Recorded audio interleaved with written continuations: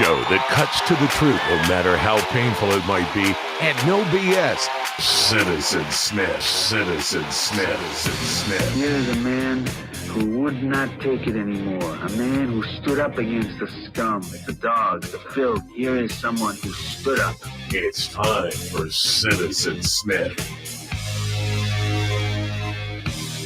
Good morning and welcome to the show. We're very excited today. It's always nice to start off Monday with a beautiful woman in the studio. Her name is Leah.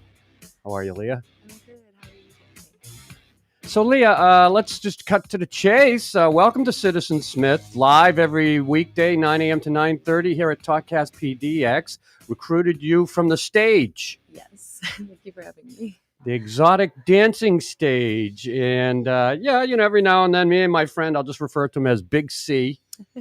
Big C accompanies me to, or shows me around to the places where some of the exotic dances are in Portland, which has got the greatest collection of clubs Yes. in America. The most, I guess, per capita. 52. They always say per capita, but there's 52 in the city. Is there a city out there with more than 52? I highly doubt it. I know. Usually they draw the line at like 3 or 4, in Boston, you hardly find them anywhere where I'm originally from. Dang, I didn't know that. No? Mm-mm. You never, being in the profession of exotic dancing, stripper, as we will just say, Yes. you're pretty familiar with the cities that ladies go to make the money. If they're a traveling dancer, there's some people who don't choose to travel at all. They just stay like in one city.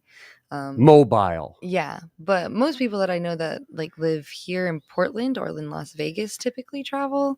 So I think that's like for events and things like that. Like, have you ever heard of the Sturges rally? Yeah. That's up in South Dakota. That's like where I'm from. Right. That's actually what got me into it originally when I first started dancing. And out there, it's like the scene is a lot different than here. And so coming from those sections, meeting those women that are out there that like travel to specifically the biker, like maybe rallies more, they're not really my type of people. Not that I don't like bikers, but they're a little more aggressive with like, how they approach. It's no surprise, really. Yeah, and that's fine. That's how that works. Yeah. I'm just not that person. Yeah. You're from South Dakota, as you mentioned. Mm-hmm. And when I was talking to you off stage, which happens a lot at clubs, Yes, guys talk to the women off the stage, and they just kind of socializing. It looks like. Mm-hmm. Yes, You need somebody to talk to. lots of talking. Yeah. Especially in this pandemic, right? Oh yeah, definitely. It's part of the profession. You're almost like a therapist as well as, an exotic dancer. I would very much agree with that. In a sense, I definitely don't feel like it's as helpful as a therapist, but if you just want someone to chat with, dancers are pretty good at that. So we were chatting, and when I heard your voice, the first thing I thought is, wow, what a beautiful voice. Where are you from? Because there's no accent, and I'm from Boston, and you probably can pick up on it a little bit, even though decades later, I still can't get rid of it. And I haven't been in the city. Well, I was there for a few months. But so South Dakota, they don't have an accent, I guess. Well, I mean, I guess that depends. I'm not really sure. I haven't been back I went back like once for a wedding, but it's not the same. It was like, being there for a while. But I haven't been there for like 6 years. Oh. So it's been a while now. I asked you, why'd you leave South Dakota? And let me explain. Are you like a rural girl? Did you come out from the back country, or where is your origins from? Yeah. Oh gosh. Okay. So I was actually born in Oklahoma.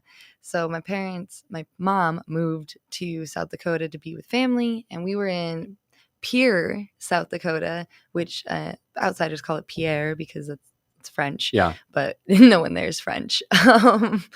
So lived there for a while, and then we moved into the Black Hills. And Ooh. yeah, a lot of people say that. I don't have the same feelings. Why not? Oh well, Beautiful wilderness, right? Area, mountains. if you like the pine trees, yes. But you have to like pine trees, and I'm not much of a pine tree person. You get stabbed in the eye once too many times with a pine needle, you get tired of it. It's not worth it. You're a young gal living in the hills of the Black Hills. You want more, you're restless. You're a teenager. You want, Yeah. that wasn't, how many people, population? Well, it depends on the town, of course, but there are towns of like 5, 10 people, and then there's like Oh. towns I of thought you were like going to say 5 or 10,000. no, we call those cities. So what was the town you grew up in? Like, how big was it? Hot Springs, I think right now it's at 3 or 5,000. Yeah, Ooh, big but town. the 65% of the population is over the age of 60. So 65%? yeah, I would say more than half, definitely. Yeah. Yes. Wow, that's a yeah. retirement home. Yes. Yeah. Well, we have the VA out there. It's like one of the only like local VAs in the area. The other one I think is in Sioux Falls, which is like a 6-hour drive. So that's where you grew up as a kid? We moved around a lot in that area, and there's a lot of small towns. So it's like I went to like 5 different small towns when I was younger. We moved about. My dad worked on the trains, so we just moved as close to whatever station he was nearest at that point. He was an engineer? Mm-hmm. Yes. So that was fun, moving around. No. You can't create friends like that. Yeah, Not it's long tough lasting without ones. friendships, yeah. This is like I had like 800 people on I got rid of my Facebook, but I had 800 and some odd people on my Facebook. I didn't know like half of them. So you grow up kind of in your own little fantasy world where you have to create, because you don't have the friendships that you develop. That's what I hear a lot, right? Yeah. You hear about actors who traveled, or they're always in a different high school, 10 high schools, and they created their own fantasy world because they couldn't, they didn't have friends to bond with. Yeah. Did you kind of do the same thing? Yeah, I would strongly. I'm a very eccentric person, I guess. Eccentric? Yeah, is that correct? I don't know. It can be now. I just like being. I was a drag when I first moved here. I met somebody and they were a drag queen, and I joined them, so I became a drag queen. But that was actually like part of my. I thought a drag queen had to be a guy doing it. It used to be. It's a lot more open now. Is it? Yeah, the gay community is very open and welcoming. I was very welcomed around them, and everyone was really excited about like me participating. So when a woman when a woman's a drag queen, how does it translate? Well, you can. There's like lesbians who dress up as men. That can be. I think that's called a drag king. Yeah. Though. Yeah. As a drag queen, which is like for me as a. I'm a non-binary person, so I just don't really see myself strongly feminine or masculine, though that I pick up mostly on like feminine looks. I would suggest feminine. I feel like when I saw you on stage, it was quite feminine. Yeah. Yes. I would. I mean, you're a sexy, beautiful woman. Thank you. There's no question about that. Yeah, I definitely. I'm sure you're aware of that. Yeah, I think that I'm a beautiful person. But I wanted to back out. Okay, so I was trying to get towards something here. All right. So you're in South Dakota. Mm-hmm. You're bored with your life. Yes. You graduated from high school. And then you're like, what do I do? I went to college for a year and I hated it. Where'd you go? Wyoming. Was it called Gillette College? Like, the razor, Gillette? Yeah, no relation to the Gillette Stadium in Foxborough? No, none at all. None. New England Patriots. But yeah. College, you didn't like it? Well, I was working a part-time job, full-time cross-country and track, full-time school. So trying to have a social life. Kind of got burnt out. Yeah. I didn't like school in the first place. You needed a gap year. Yeah, and so I didn't know what I wanted to do. I didn't know if it was worth getting a degree if I didn't know. What were you going to major in? I should have majored in If you majored in communications like TV, you'd be a TV broadcaster. Still not too late. And that's kind of a little bit back to like what you were asking about me being bored, and like that was like a little bit about like my dreams when I was younger. Is like I wanted to dance, and I wanted to sing, and I wanted to be a movie star, and I had like a lot of big dreams about being. Well, it's not like it's over yet. No, it's still not. Got some years ahead of you. But I definitely, when I got into college, I gave all that up because a lot of people told me that it was impossible. A lot of people people said. Screw them. It's the same out Look there. at the naysayers are going to be there all the But time. that's like Believe me. that's what it's out there in South Dakota. People don't believe in Yeah. the Oh, arts. yeah. Right. I Yeah. had friends that went to school for drawing, and people are like, you can never have a career out of that. I'm like, I can think of hundreds of things. Like They're need. jealous. Yeah. Beautiful woman, articulate, nice voice. Thank you. You know, they're jealous. You'll run into that. Oh yeah. Sometimes being a beautiful woman can be an obstacle. An obstacle. You know, you have to overcome the prejudice towards pretty women. Pretty women can't be smart. Pretty women can't be artists Yeah, or a writer. You're a beautiful, sexy woman. You can't do that. I even get That's out there. Oh yeah, I even get it at the bar still. Like I have lots of people that like after they talk to me, they're like, I wasn't expecting you to be like this, and I was like, be like what? And they're like, well, you got some pigtails in and makeup on, and you're wearing pink, and I'm like, and pink means that I have to be dumb? Like I don't.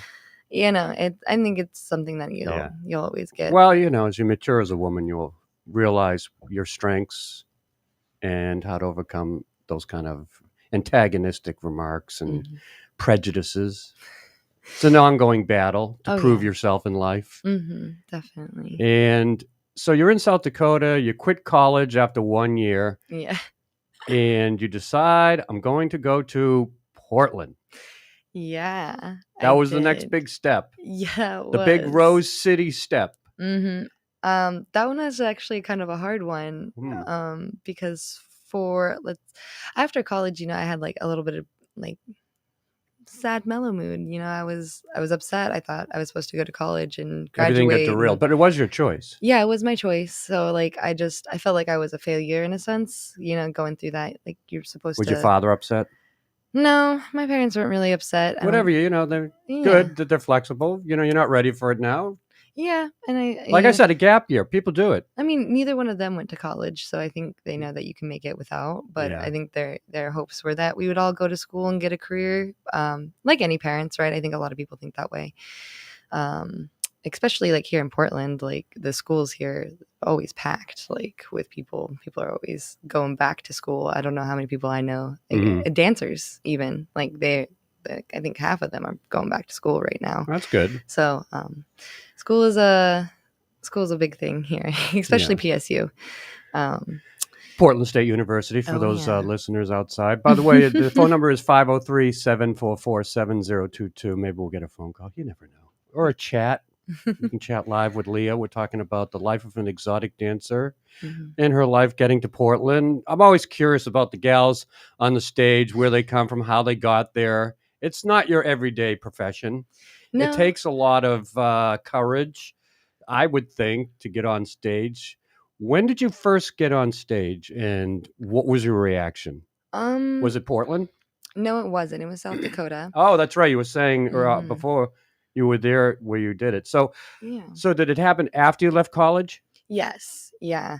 I was actually a waitress in college, so completely different career.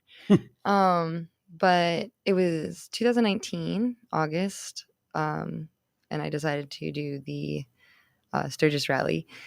So the Sturges rally is the gathering of thousands of bikers from around America. Oh, yeah. Outside of everything that was happening with Corona, we'd get people from Australia, Europe. What year is this? 2019. Yeah. So it was like a lot smaller when I went than it had been, and it was expected to be a lot bigger. So it was kind of interesting to see all the people there that, very local. A lot of the people were very local. There were people from other parts of the states that had come, but normally you get people accents from everywhere. So it was just really, really interesting when I was there to see that like all those people were gone, and like it was all it was a lot of like more gangs, I think, this time, which I think the tourists kind of keep them, at home or out from the streets and stuff like that. But that was kind of crazy. We just saw like a big, I can't remember what gang they were, but they all had their jackets and their what are they, colors or something like they call that? I can't remember, but yeah, they were just like all walking out, and like you could tell like all the bars had like their security people out in the front to keep them from like coming in with their jackets on and stuff. They have to be reminded because they'll try and walk in the bar with like their stuff on to show that they're on like a part of a gang. Was this your first time at the Sturges rally? Technically, it was my first time working, but So you went there specifically to work the stage. Mm-hmm. And how did you find your way to that stage? Online Craigslist, is that Exotic dances wanted? right? That's kind of how I did it. Oh, I really? found like a thing, And the reason you did it is because money. I wanted to try it out. I don't know. It seemed somebody must have interesting. whistled in your ear at one point. You know, like I said, I've always wanted to be a dancer, and like I never got to do it. Like I thought you had to go to college and learn how to be a proper dancer or something like that. So I was like, oh well, like this is kind of like a step into it, right? Like I could use this time to like practice dancing and stuff like that. And out there it's no nudity, so I felt really? I felt comforted by that I didn't need to be naked, and so I could still do my sexy dancing and stuff like that. And and you felt okay? Yeah, yes and no. I liked the dancing part of it. It was fun to like get on a pole for the first time. It was fun to be on a stage. It was fun to get paid to do so. But I think the hard part comes when people are really drunk. It's the end of the night. Typically we don't have a lot of loud people, but you know, when you're almost blacked out and you're watching a sexy dancer and it's no nudity, there comes like this point for a lot of people that like you want to see the nudity, you want to know what's underneath. And so there was many times, horny guys that are drunk, and they want to see you naked. That's surprising. Surprising. But the problem that comes with that is that you get people that try to like take your panties off or like take a peek inside. What about the bouncers though? Aren't they around? Usually bouncers around stop that kind of stuff. I mean, we had like a couple, but they're pretty big bars, and there's a lot of bars, and there's a lot. So you're on your own. Yeah, a little bit. You can go and ask for help, but you know, once somebody tries to do something, you get them to stop. Like, when you give them a kick, little boot. I do like little self-defense, like arm, like wax. Get out of here. You're not exactly like a small gal. You know, you probably could set a guy straight if you wanted to. I mean, I'm not saying you're going to beat up some biker guy, but you could at least give him a little nudge that would matter. Yeah, I mean, I would like to think so. I'd probably go, you know, straight between the legs, like if someone was actually trying to like. Good idea. Right. Yeah, that would work. Right. If you're gonna hit, you may as well hit to make sure that you can run away or, you know, get help or something. Yeah, no, that's noticeable. That's a good way to look at it from a female perspective. Yeah. Go for the jewels. Yeah. Mm-hmm. So you're what, 5'10"? 5'9". Technically 5'8" taller, and a half. You know, you gals work the you wear the high heels and you look way taller 6 than inches. Yeah, I was like, she's 6 feet tall. Then you came in and I was like, oh, she's my height. Yeah. A little taller. I'm just slightly under that. So all right, so you get through Sturges. Mm-hmm. You're happy with the experience. You made some pretty good money, I figure. I was not happy with the experience. And I made okay money. Okay, so I'm wrong on both. So not so much money, wasn't a good experience, but somehow did not detract you from pursuing this career. Well, yeah, it took me another year and a half to choose to do it out here. So when you left Sturgis, you were on the fence about whether you wanted to get back on a stage like that. Yeah, because like that was like a kind of a test trial. And, and the test didn't go well. Yeah, bad experience. And like the people I worked with, it was like half and half whether or not I liked them, and so I couldn't tell if the people I liked were just pretending, and the people that I didn't like just didn't care anymore to pretend. So I was, you know, if I had to work with terrible people and like had to like deal with terrible people, like I wasn't gonna do that to myself. But doing a lot of research for out here was Portland. Yeah, it was really helpful, honestly. Like, so you did research before you came to Portland? Yeah. What? Well, first I like Googled like how many like strip bars there were, and 52, right? I have no idea. I think some of them shut down now. Yeah, so it's I think, probably less. Yeah. But I looked all the ones up that were the most popular. I read their reviews on all the things I could find that they had reviews on. I talked to a lot of friends that live here that had been to them. And really what made me pick mine was my biggest concerns were, are the people that I'm going to be working with, like, going to be catty about it, right? Like, am I going to have to deal with a lot of drama?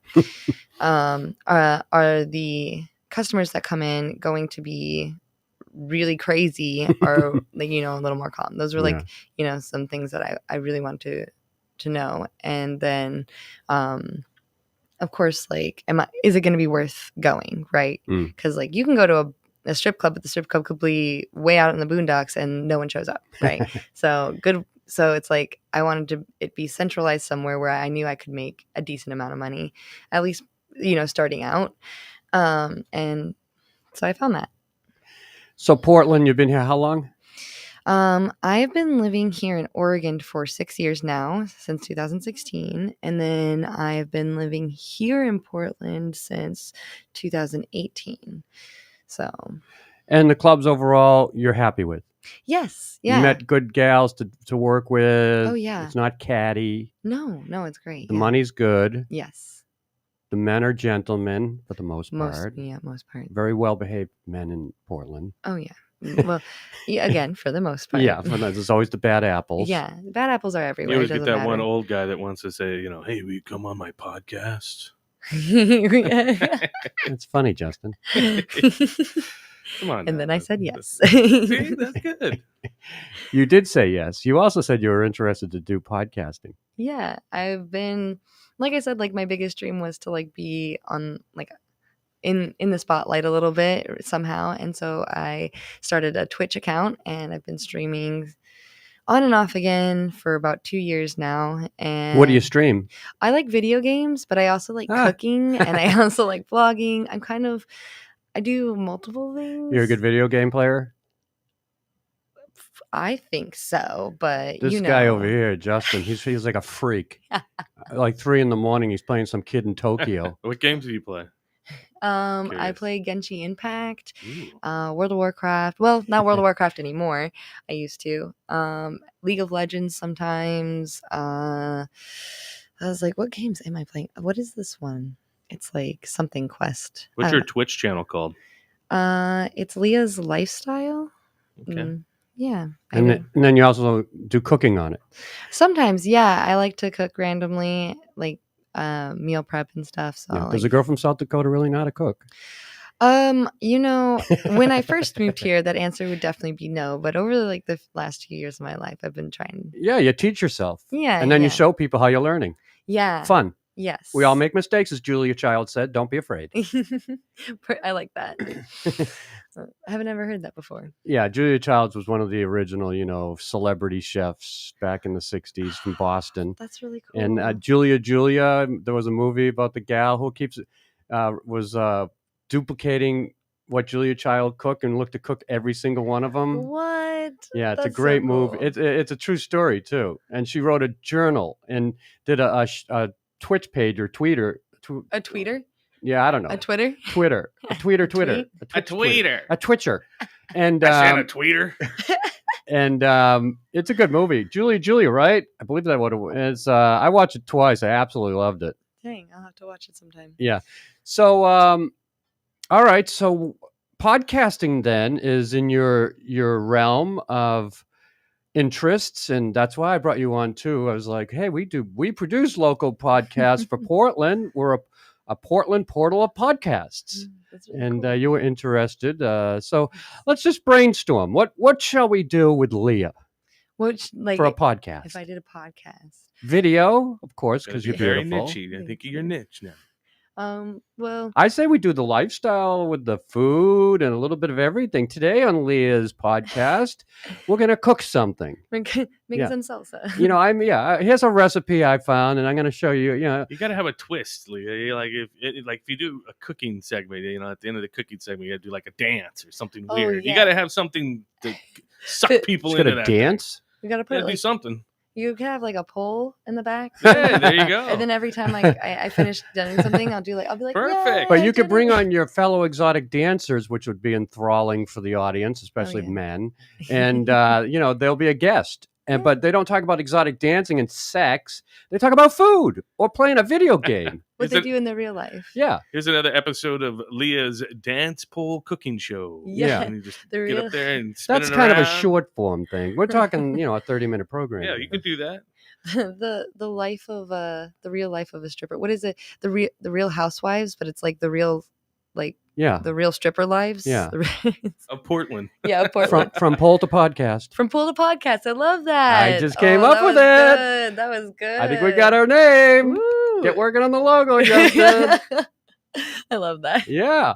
Why not? That was Polling awesome. around. Polling around. Another good one. That was good. So, but I like the idea. You bring in some of your fellow exotic dancers, and Mhm. we get to know the gals outside of the stage. They're real people Mhm. with real lives. They are. I think some of them And have are- fun, too, though, Yeah, yeah. I was like, I think as like a dancer, it's one of those things where you have kind of a choice to separate your life extremely, right? You have your dancer life, your dancer name, everything around that, and then you have like your real life and like what you do outside of that. And then like I've met a few people where they kind of combine the two. Like their dancer life is their real life. I think those people do a little bit more other things, if you know what I mean. We're talking Yeah. like sex work. So that's definitely that would be more in that category if someone does that. Now, I guess there's that like they say you smoke a joint, it leads to heroin, right? It's a heavier drugs. So does stripping lead to heavier interaction sexually with customers beyond just the dance? For some, it does. I'm going to disagree with both statements. Oh, really? No, I'm just saying that's what's out there. I'm not making that statement. Okay. But that's what's out there with people who argue for certain things. Okay. You know what I mean? They'll say Yeah. the person who's afraid of marijuana or is opposed to it will say it leads to hard drugs.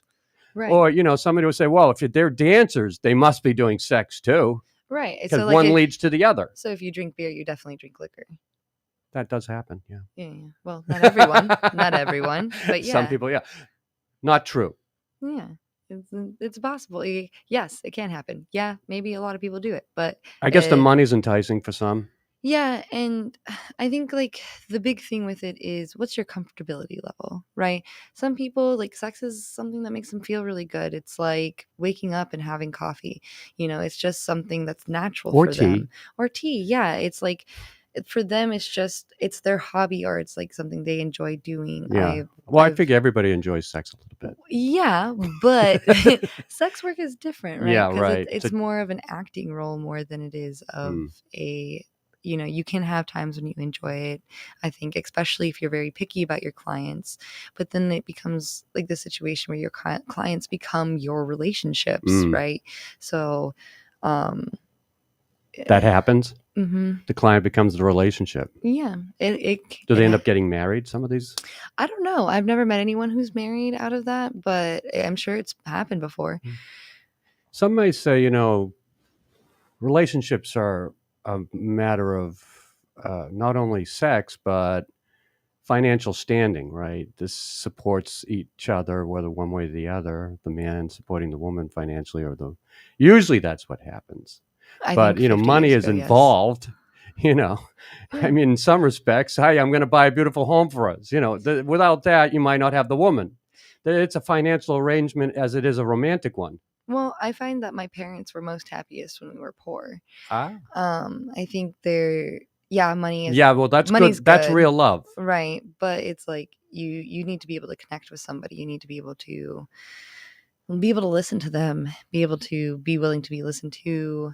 Yeah. Communication is a huge thing. And if you can't communicate with your partner, then it's not going to work. Very, very, very well said. I had a long-term relationship with a woman, and she certainly wasn't with me for my money because I didn't really have it. I was a broadcaster, radio guy, and we don't make money in radio unless we make it big. And it was never about money. Mhm. She was a teacher. It was just the relationship. Yeah, that's good. So honestly, I never experienced that myself. Mhm. The older you get, like where I'm at, I think it's more relevant to a woman. But, Definitely, I'm sure. Things change as you get older. Yeah, definitely. And I'm not really sure, like, because I don't know if I told you this, like I'm a poly person, so it just means that I have open relationships. People like my partner. Polygamous. No. What? No. What, Justin? No. Did I miss You're the talking boat? about polyamory, Yeah. right? Yeah. Oh. Yeah. That means you can love everybody. Yeah. Thank you, Justin. I know you so well. Obviously, after you've been in Portland longer than that. Yeah. Yeah. Polygamists that's normally a forced thing. It is? Yeah. Yeah. Normally it's a religion. Oh, Yeah. okay. Thank you. Yeah. Polyamory is a choice. I chose to read books and listen to podcasts and watch YouTube videos and learn about what it meant and how it works. And really, it can work whatever way you and your partner see fit. The best way is like ethical, in my opinion, is ethical polygamy, which just means like you gotta make sure that like you're not controlling other people's relationships, just you and them, right? Like my one partner doesn't control my other partner and I's relationship in any way, shape, or form. Sounds complicated. It is definitely. It takes a lot more work, takes a lot more communication, Yeah. but I feel that you can get to the problems, the root of the problems, a lot faster, because it's harder to ignore jealousy and why you're jealous when you have to watch your partner kiss somebody else, right? You said, yes, that's fine, but then you have those feelings and you're like, oh, why am I having these feelings? And then you have to talk to them about someone. Well, who are you going to talk to them to? How about the partner, right? And so you're like, hey, wow, it's kind of weird when you kissed them in front of me. I was like, wow, that hurt. Oh, why did you feel like that? And you just kind of chat about it and figure it out, and you can work on it together, or you can separate and come back when you've figured it out. There's a lot of, it leaves it open for your growth. So how long will we maintain this type of sexual and romantic relationship in polyamor? Or what about monogamous? Will we go down that path eventually? I was already monogamous, so probably not, since I spent like the last 26 years doing that. 26 years? I'm 26. Oh. I just started like the whole polyamory thing. I think it's about a year, so maybe just 25 in monogamous relationships. Yeah. But if you get married someday, you might have to be monogamous. Actually, there's a lot of poly people who are married, but I don't ever plan to get married. I don't believe the government has a right to control where my assets go. So, ooh, it's a whole nother story. Could be Yeah. on your podcast. yeah. You're welcome to, say whatever you want in your own podcast. Yeah, that's a whole nother shooting match there. That story, that issue. Mhm. Yeah, I'm like, if Obviously, you're a little not the mainstream thinker. No, I believe that if you follow the sheep, well, I shouldn't say that. I feel like if you follow the team, the group, the majority, right? Like all you're going to find is what they have. Well, what do most people have? A lot of debt, jobs they hate, people that they don't like being around in their lives, and I just don't want that. So I look for the things that provide me friends and things in my life that like I actually want. I don't want to be in debt. I want to follow my dreams and have fun, and I'll figure that out eventually. You're a bit of a philosopher. I wouldn't say that, but I appreciate You're it. critically thinking. That's a philosopher. Okay, I'll take it. I'll put you down that rabbit hole and see what happens. Thanks. Bye. Well, thanks for joining me today and your wonderful open topics and discussions with me that I really didn't know which direction the conversation would go, but it's gone in all sorts of directions. Yeah, lots and of it's things. maybe we'll see you on a podcast here at Talkcast PDX. If not, maybe somewhere else, but hopefully here. Yeah, And awesome. thanks for being so brave to come on a show spontaneously from an invite at work. Right. Yeah. I appreciate it. Yeah, thank you for inviting me. I appreciate that a lot. Leah joining me today on Citizen Smith. Thank you for joining us. And you can, of course, hear the replay of this on Spotify, iTunes, Amazon, and our own website, Talkcast PDX. You've been listening to Citizen Smith. Have a great day.